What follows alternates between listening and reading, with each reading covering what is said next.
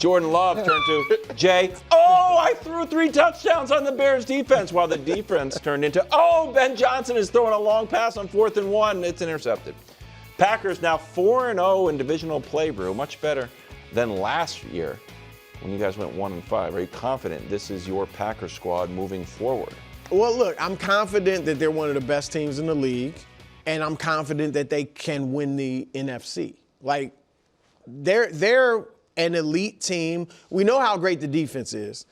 But now J-Lo getting back Christian Watson and Jaden Reed, that's Christian been Watson, huge. Fast. Yeah.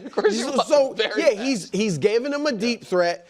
And since he's been back, I think the run game, at least the last 2 weeks, the run game's been better because it opens things up a little bit.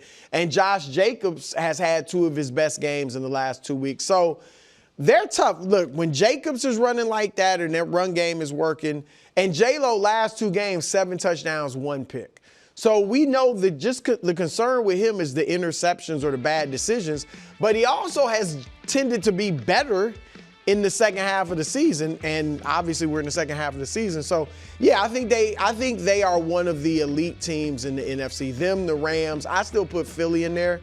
I think those 3. I want to say something about J-Lo real quick, because all year long I've had basically 2 Packers themes. One is that, contrary to what Coach might tell you, Micah Parsons, really good, impacts games.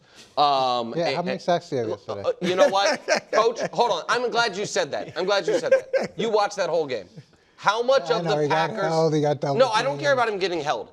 The Packers' success on defense, so much of it was because the Bears were adamant Micah's not going to do to us what he did to Detroit on Thanksgiving and to let other guys have some success. So that's one take. The other take was that Jordan Love's the most intriguing player in the league this year because the Packers can win a Super Bowl if he is just good. Yeah. And I think they will win it if he's great, or will win the conference if he's great, and can he be?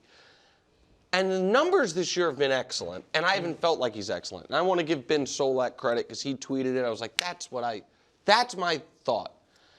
And to paraphrase Ben, he's like, it's not that Jordan Love throws a lot of interceptions. It's that the interceptions he throws are the worst ones you've ever seen. And I think that's what makes, because the pick he threw in this game was an awful pick. Yep. He's only thrown like 4 all year, but I feel like he's thrown 4 awful picks. And so that maybe has kind of colored the way I view him unfairly, because it doesn't really matter how bad the pick is. And so I think these Packers I think the Rams are clearly the best team, but after them, I don't think you can make a strong case for anybody over the Packers right now in that conference. Yeah, so every week we do this thing called Upset Alert, and the Packers have been really, really good for me. Wow. So I've chosen them twice, and they lost to the Browns, and they lost to Carolina, and we saw that they tied the Cowboys. Right. And to me, that's the issue with this year's Packers, is that they are very good, and they are, when they're hot, they're extremely hot, and that's especially true for J-Lo, and you've seen it over the course of his career. When he's good, he's so good, and when he's bad, he's not terrible, but it's such a huge discrepancy, and that's improved a little bit this season. But from a team perspective, can they, now that they've won 3 division games in a row, they won 4 straight, they've got this momentum, can they survive the overconfidence that they've shown at different points throughout the course of the season and actually just look at what's in front of them and take care of that next game? Because that's been the problem. Just very quick, I know we're late, but I want to ask you this question. Because if their problem has been they lose to bad teams, they overlook teams. Carolina's not a bad team at this point, but they overlooked them. Is that something that actually could make them more dangerous than their record suggests come the playoffs? Because if you have disproportionate losses to bad teams, you're not playing. There's no playoff game you're going to be overlooking anybody. Like, do you think that solves itself once the playoffs start? I don't know if it solves itself. It's just this idea that you start looking past what's important, and that to me is what they have to get past. Is just what's in front of you, and if you can just focus on what's in front of you and take everybody as seriously as you should, week in and week out, then they'll be great. They'll be fine. But they haven't shown the ability to consistently do that. At the Broncos, then back to Chicago. And I think they're favorites at the Broncos. Really? They're favored in Denver? I thought so. Well, that would be very insulting to Bo Nix. Chiefs season over next. Question mark. Chiefs season over? There you go. Oh, it's getting late early in Kansas City. A loss to the Texans drops KC to 6-7. Their playoff hopes are on life support. Oh, Chiefs done. Not done officially, but it would take a lot of things, some of which they can't control. And the way they've played the last month, you almost have a little more faith in the things they can't control. So to not be done, they need the Colts to fall off, but I believe that's going to happen. They need the Chargers to either go 1-4 or 2-3, with one of the losses being to Denver. But in order for those things to matter, they have to win all those games. And right now, yeah, they haven't lost to bad teams, so you can say they'll beat the Titans and the Raiders. But they also have not done well late in the season against good teams. And the Chargers are a good team, and the Broncos are a good team. And the Chiefs, the way they lost yesterday, Coach, it was a little sprinkle of all the things that have gotten them in this position all year. Defensively, while great in the second half, the game starts with these 3rd and longs. They're giving up 3rd and longs again and again. Yep. And even in the second half, when the defense, they ended up getting off the field, they gave up a 3rd and 16. They gave up a 3rd and 16 fighting for their life defensively. Offensively, they lead the league in drops again. They have the only running game they have consistently, aside from the Colts game, is Patrick, and they can't win. I mean, they're 0-4 when Patrick runs. Patrick, I think, pressed a little earlier than he needed to in this game and led to him making some mistakes and missing some throws. Again, I'm not going to defend his stat line. I don't think that stat line is, oh my God, that's the worst game played in the NFL this year. If you watched it, I don't think that's how you felt watching it, but regardless. And Andy, who I adore, I thought the going for it on 4th and 1, in that, there are some games where I totally would defend that. Man, trust Patrick, trust the offense, got to score. I thought the Texans' offense was DOA in that second half. And I felt great punting, being tied. And and so if it's 28-28 and you're facing Josh Allen, I go for it. 10-10 against a team that hasn't scored in 90 real minutes, I punt the ball. And so in order for them to not be done, they have to somehow channel the team that we saw twice this year, against Detroit and against Baltimore, and be that team for a month. If that's the case and they get lucky, then they're not done. But quickly before, and I know Coach is going to go, but and I hate to say this, how good was that win over Baltimore? And Detroit's not quite as good. The win over Detroit was great, though. There was a good win, but they're not as good as we thought they were. Baltimore obviously isn't as good as we thought they were. So those made me think, the Chiefs are back, But now I wonder, those are like their 2 best wins. No, but I just picked those games because they appeared to be great wins at the time. But they have shown those are the only games, because for stretches of the Denver game, the Cowboys game, the Eagles game, for stretches of those games they looked great, but they couldn't put together 4 quarters. Baltimore and Detroit against, let's just say Detroit then, quality opponent. They put together 4 excellent quarters and beat them thoroughly. But they just haven't been able. They haven't shown that the last month. Even the Colts game, they're down 11 entering the 4th quarter. They had to steal. Yeah, throughout the course of the season, we've been trying to figure out how they could possibly morph back into the team that we saw last year. And you saw glimpses of it, and you hope, okay, this is where they're going to make their run. This is where they're going to make their run. Now, they lost two in a row. They lost at home. They're typically very good at home. And the only redeeming thing about that schedule that's coming up is their 2 tough games are at home. Yep. They're 1-5 on the road, so that's been problematic. And even if they make the playoffs, since they've been so bad on the road, they're going to be on the road the entire playoffs. That'll be challenging based off of how it's been. And you watched the game yesterday, and it is the drop passes, uncharacteristic. It's the field goal that doinks off the goal post. It's the coaching decision that Andy said he would make again. That's what he said today. He would probably do it again if he had it over to do. But that's pretty uncharacteristic for him. I guess I understand. Put it in your best player's hand, and see whether he can win the game. But there's moments and years where I've been a part of things and everything goes right and all the decisions are good and the breaks, they all break your way. And then there's other times where I've been part of teams where the ball doinks off the goalpost, it bounces off our best player and gets picked off, everybody gets hurt. And it seems like that's where Kansas City is. That's what. And I wish I could. I know we have to move on. I wish I could say, listen, you're playing the best defense in the league. You're without 3 offensive linemen, and your backup left tackle went down on the first play. Mm-hmm. That's not why they lost. His backup did pretty well. That's a Poole. I don't know if it's Poole or Poole. Yeah. He did excellent. He did a great job. And the right side of the offense, they did have the game plan I thought they would, which was they know how banged up their O-line is. They know how good the Texans' defense is. They're going to be quick and conservative on that. So that put them at a disadvantage, but that's not why they lost. They lost because they had the opportunity to win, and for what I consider to be the 5th time this season, it's the opposite of what it used to be, and then I'll shut up. I used to tweet out, hey, you can get the Chiefs plus 2.5, just saying. Totally and agree. It was the 5 times now this year. They have 7 losses. 5 times. They have been the favorite, live betting favorite, in the 4th quarter of a game they lost. So it's the opposite. They used to be underdogs, but not underdogs, but they would all be trailing. You could bet them. When going into that 4th and 1, they were minus 300 for the game.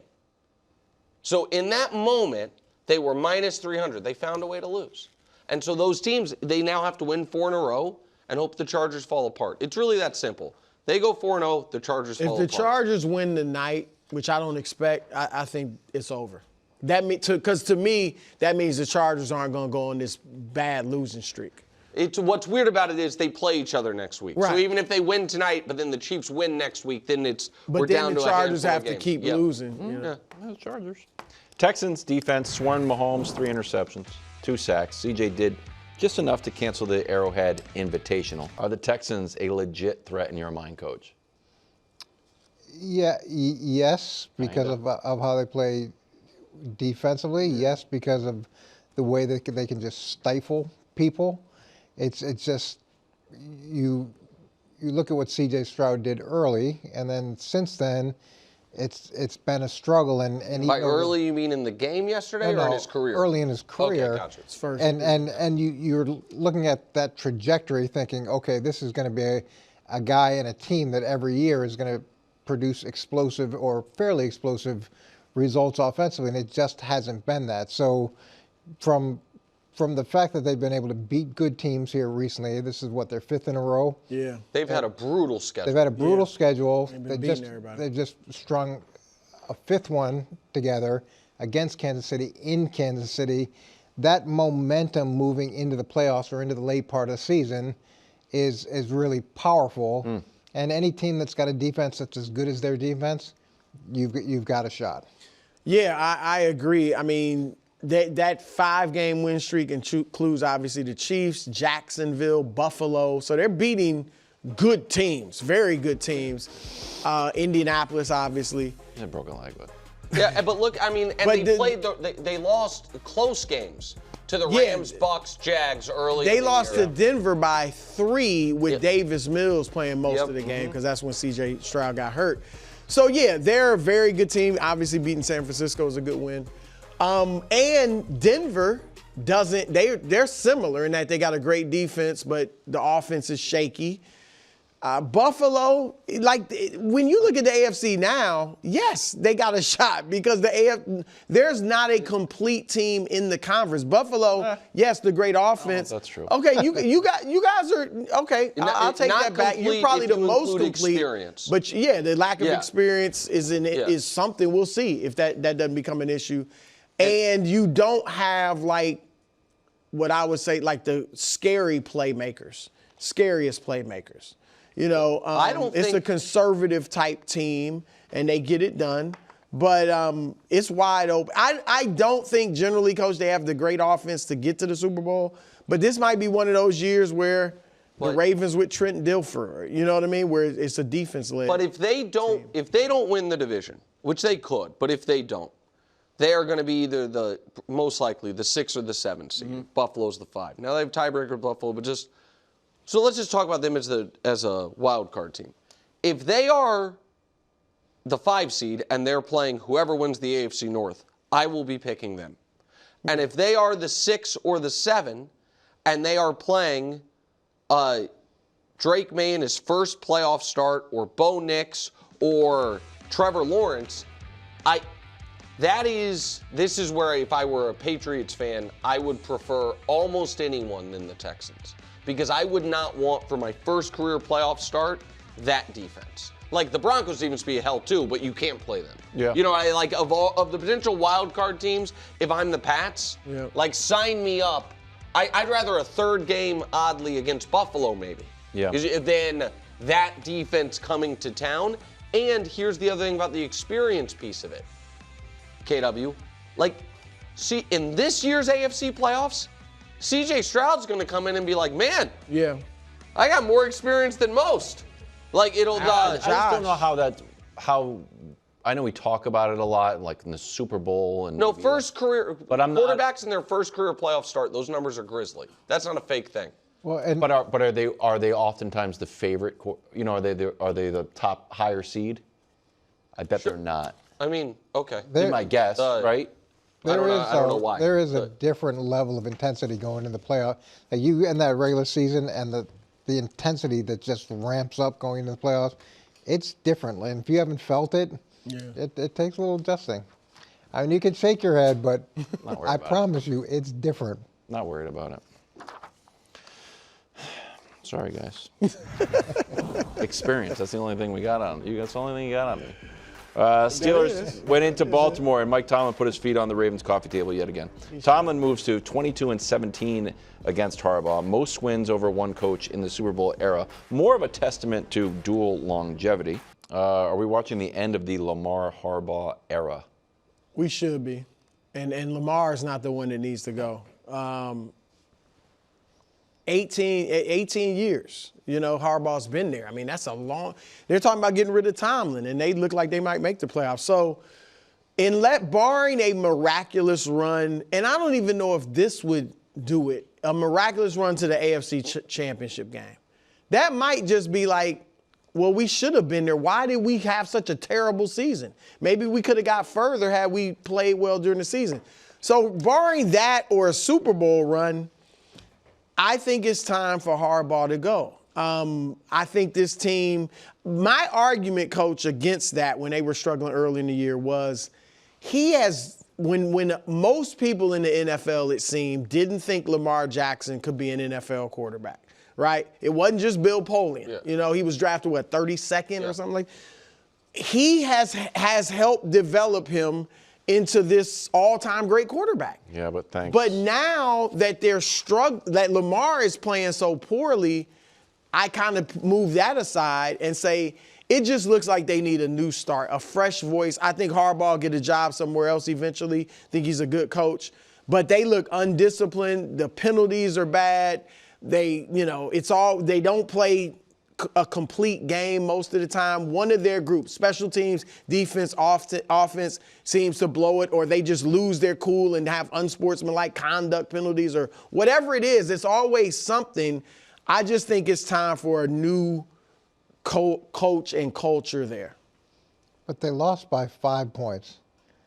And Isaiah Likely's touchdown could have been ruled a touchdown, right? That should have been. I mean, that really, realistically, that could have been.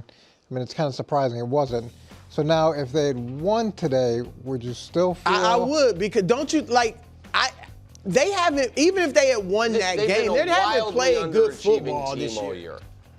I mean, even their wins, they haven't really looked incredibly impressive. Yeah, and there are seasons like that, and you could say the same thing about Pittsburgh, and that's the way the whole division is going. And Cincinnati, like that, those things happen.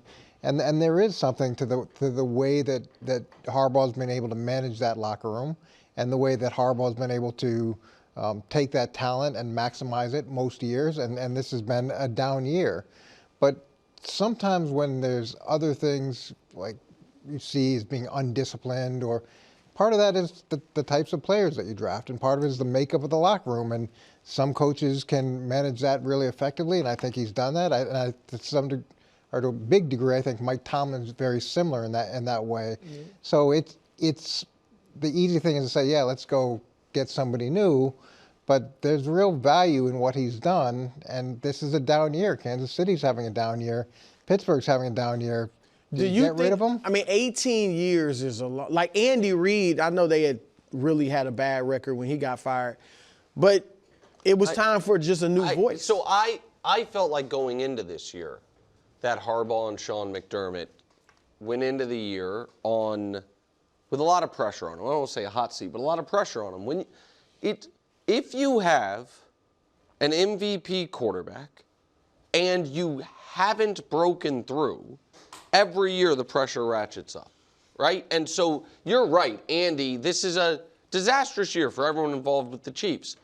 But the flip side is they've been to 3 consecutive Super Bowls, and they've won 2 of the last 3. So there's a lot of, you have reason to believe that this is an outlier.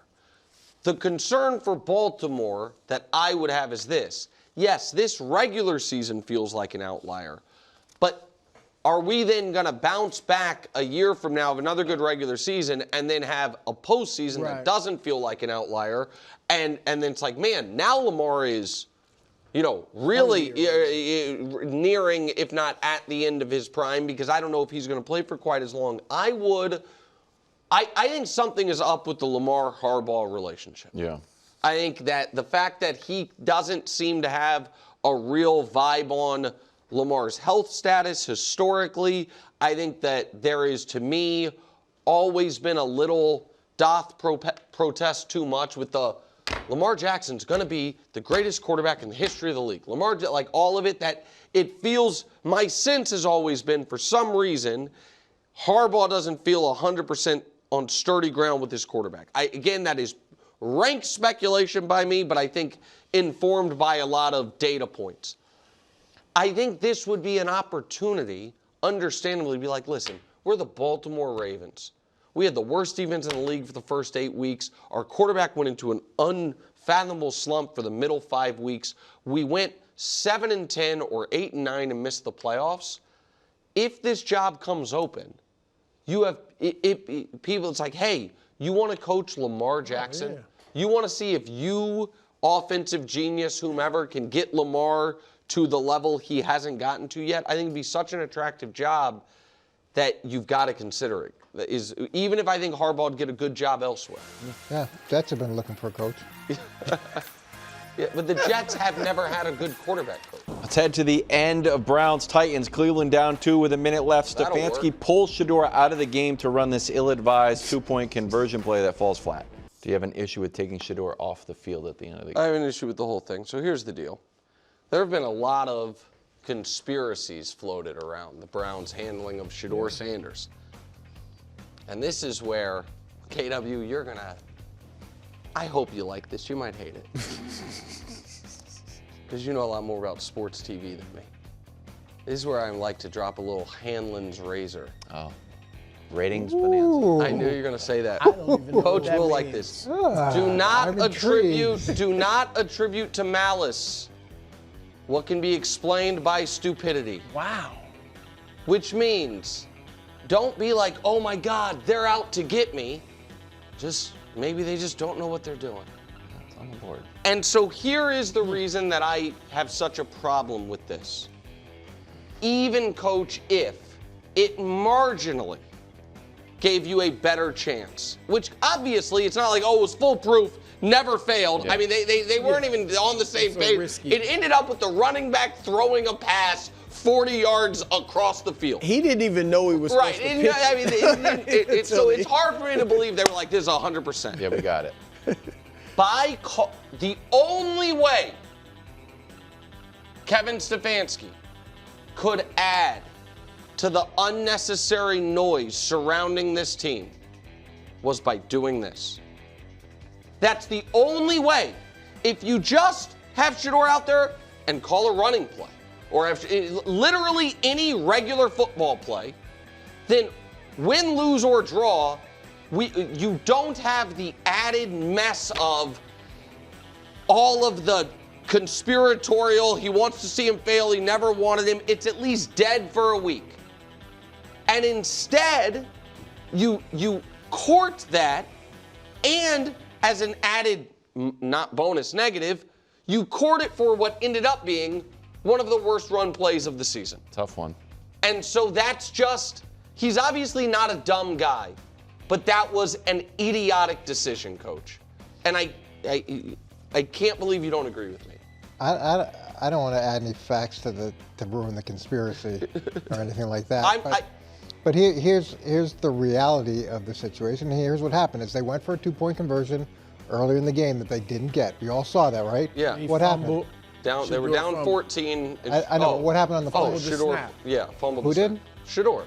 He fumbled it. Yes. Wait, Shedeur fumbled it? Yes. On the 2-point? Yes. Oh my God, that's crazy. Okay, so then this 2-point conversion, which is a wildcat play, which they've run consistently since Shedeur's been playing. They've run this wildcat package. They've scored 4 touchdowns and an extra point.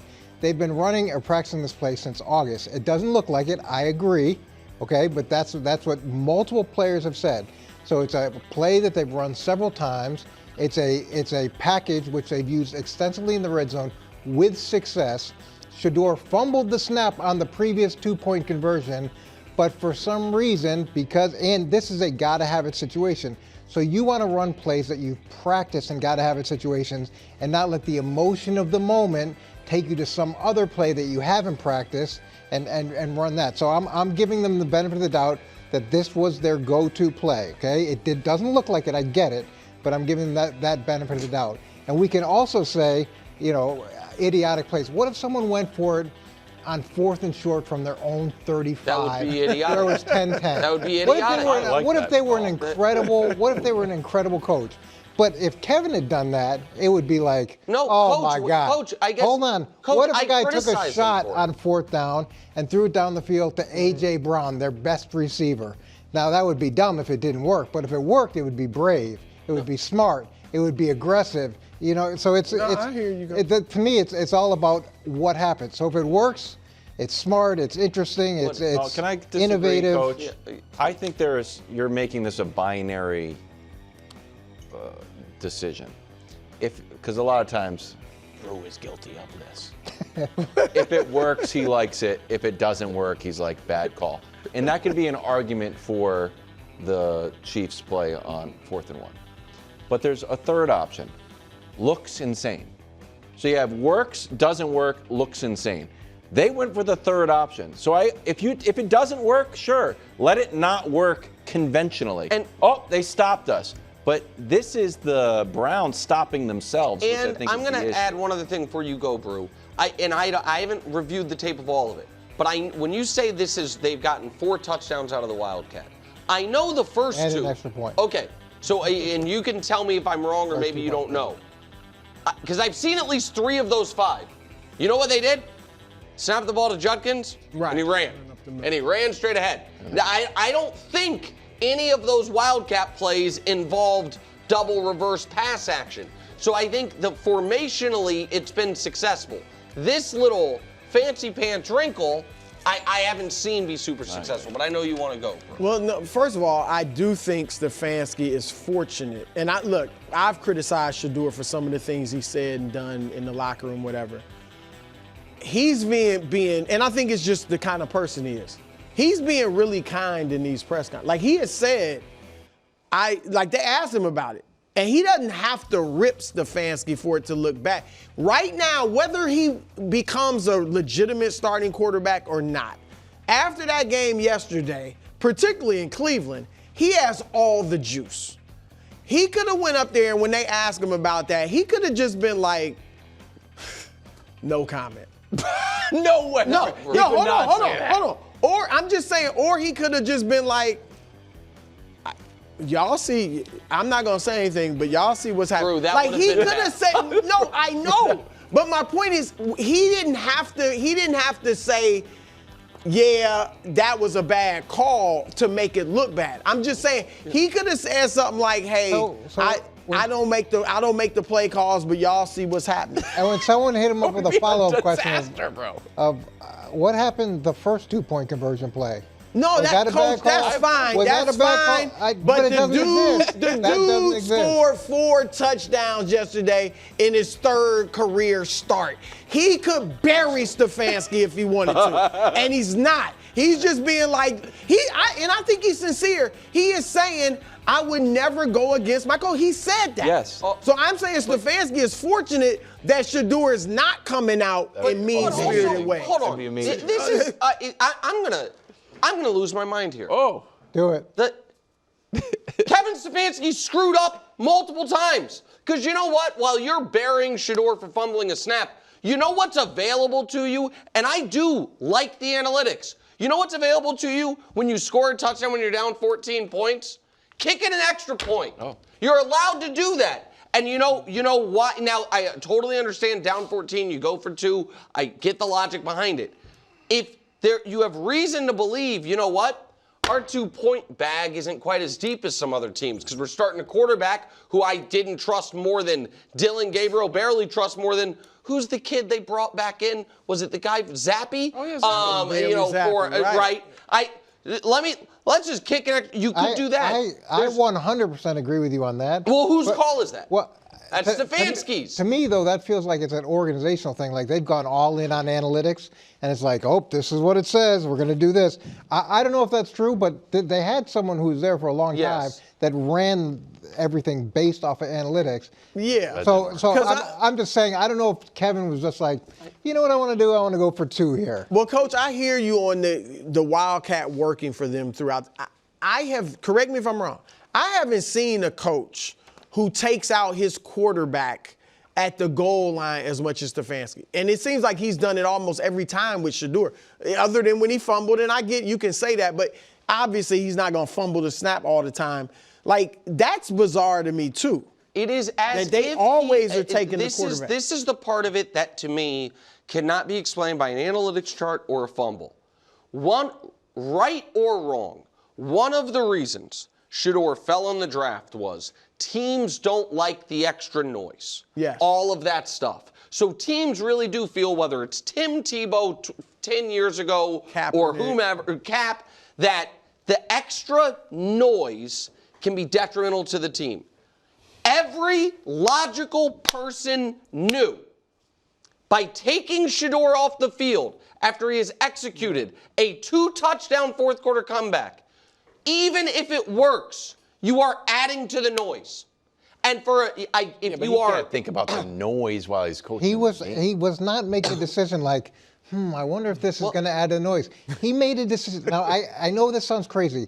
His life is dependent on the success and failure of that team. It goes back he to doesn't make decisions where he's like, I'm going to get that. I want to really get Shedeur here and take him out. It's like, no, I think we have a chance to win by running this play. Right, which goes to my point, which is I don't think it's a grand conspiracy. And again, I am sure Kevin Stefanski is a really sharp guy.